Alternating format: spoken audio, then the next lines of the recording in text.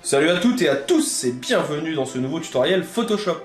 Aujourd'hui, pas d'outils, on va parler d'un menu, le menu affichage.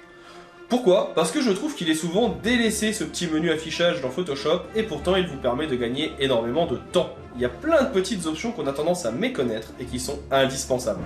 Donc aujourd'hui, j'ai été chercher une des vidéos de ma formation complète CC 2021 pour vous la proposer gratuitement et ainsi commencer à comprendre ce menu. Si jamais vous avez des questions au cours de la formation, je serai disponible dans les commentaires, vous avez l'habitude. N'hésitez pas, questions, remarques, demandes de tutoriel, ça sera avec plaisir. Et si jamais vous avez des besoins spécifiques, vous pouvez le faire aussi. Si la vidéo vous a plu, un like, un partage, un abonnement, ça permet à la chaîne de se développer. Et pour ma part, je vous dis à tout de suite au cours de la vidéo. Avant d'aller plus loin, et après avoir vu les repères, il est important de nous intéresser au menu affichage qui est en haut. Ce menu, il va vous permettre de mettre en place d'autres types de repères qui peuvent vous être utiles. On va par exemple, dans un premier temps, avoir les différents formats d'épreuves, donc pour de l'impression. Par exemple, ici, vous allez pouvoir venir choisir votre espace de travail et surtout de voir le rendu des différentes plaques de couleurs lorsque vous allez avoir une potentielle impression. Donc par exemple, si je vais chercher une photo, on va en ajouter une tout de suite. On va aller dans Tuto, je récupère la photo, alors que je retrouve le bon dossier. Voilà, on va récupérer par exemple cette photo. On est sur une photo ici qui va être en RVB, moi je vais venir la mettre en CMJN, donc dans mode CMJN, ça on verra ça un petit peu plus tard. Et maintenant, si je vais dans affichage format d'épreuve, on peut ne voir que les rendus des différentes couches de couleurs, que du cyan, que du magenta, etc. etc. Et bien sûr aussi l'intégralité de l'espace colorimétrique. Donc ça, c'est le rendu CNJM que l'on peut avoir. Bien sûr, on va venir nous sur l'espace de travail. Là, vous voyez qu'il n'y a pas la couche noire, c'est pour ça que c'est un petit peu désaturé, qu'il y a un peu de gris. Bien sûr, donc nous on va venir juste sur le classique. Donc ça, format d'épreuve, ça va vous permettre de vous faire une idée du rendu. On a bien sûr ensuite les rendus sur du RVB, pour du Macintosh ou du standard, sRVB, ou bien ici ce qu'on appelle des dyschromapies. C'est pour voir quand il y a un peu moins de couleurs.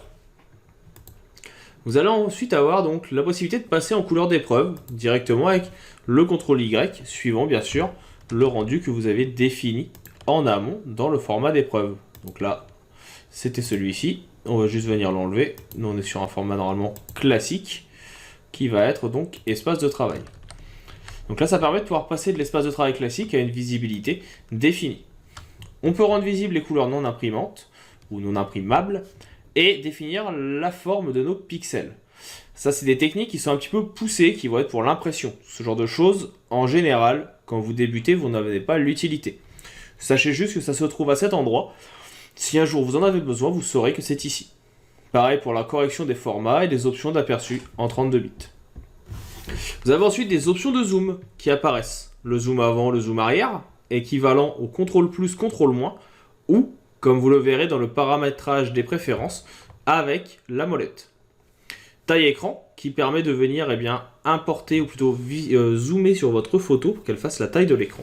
Et ici, on ajuste à la taille. Ici, le petit raccourci qui est CTRL-1 pour se mettre à 100%. Donc pour savoir si vous êtes à 100%, vous le verrez également ici. Ou à 200, taille d'impression ou taille réelle.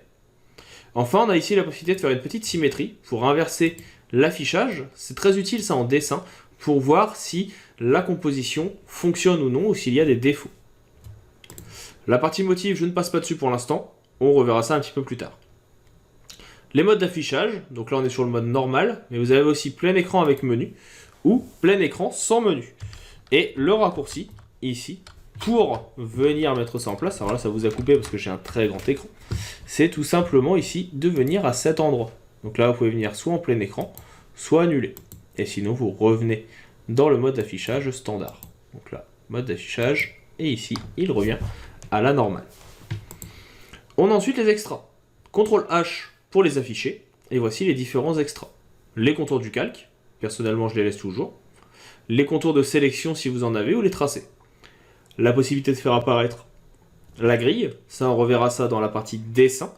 les différents repères qu'on a vus tout à l'heure, donc les repères bleus, les repères de zone de travail, de plan de travail et les noms des plans de travail. Les comptages, on verra ça avec l'outil de comptage justement. Les repères commentés, qui étaient les petits repères violets, et les tranches. Les tranches, on reverra ça dans la partie web design de ce tutoriel. Vous avez ensuite toutes les informations liées à la 3D. Je ne rentre pas dans les détails, mais c'est ici que vous les ferez apparaître. Et pareil pour les filets et les coins, ça c'est quand on va faire de la déformation de la marionnette par exemple. Enfin, vous pouvez ici venir afficher les options d'extra pour voir ce que vous souhaitez faire apparaître ou non. Personnellement, une fois que j'ai gardé et paramétré les éléments de base, je n'y touche pas. Ici, vous allez faire apparaître les règles. CTRL R, on a vu ça tout à l'heure. Et ici, le magnétisme, pour que les éléments se réfèrent aux règles. Ils vont pouvoir se coller directement dessus. Et vous pouvez définir ce qui doit être magnétique. Donc là, c'est les repères et la grille, nos calques et nos tranches, ou les limites du document. Enfin, on va voir tout ce qui va être verrouillage et suppression des repères, des plans de travail, et comment venir, bien sûr, créer de nouveaux repères. Par exemple, ici, je vais pouvoir venir faire nouveaux repères. Je vais pouvoir définir une taille. Je veux par exemple que ça soit à 250 pixels en vertical. Il va me faire le repère automatiquement. Ce qui est intéressant aussi, c'est que dans ce nouveau repère, je peux très bien lui demander aussi que ça soit par exemple à 50%. En horizontal. Et là, automatiquement, il se met au milieu à 50%. On a aussi une disposition de repères qui peut être intéressant, qui va permettre de venir définir ici tout simplement comment vous allez placer vos éléments. Je ne rentre pas dans les détails de cette disposition des repères, tout simplement parce qu'on reverra ça un petit peu plus tard dans les outils de web design. Enfin, toujours dans l'affichage, vous avez la possibilité de verrouiller les tranches ou de les effacer. Et avec ça, vous avez donc tout ce qu'il faut pour venir vous placer exactement comme vous le souhaitez dans votre interface. Voilà pour cette partie affichage. On va maintenant pouvoir s'attaquer à la suite de notre tutoriel et surtout à la suite de nos interactions avec les calques dans les prochaines vidéos.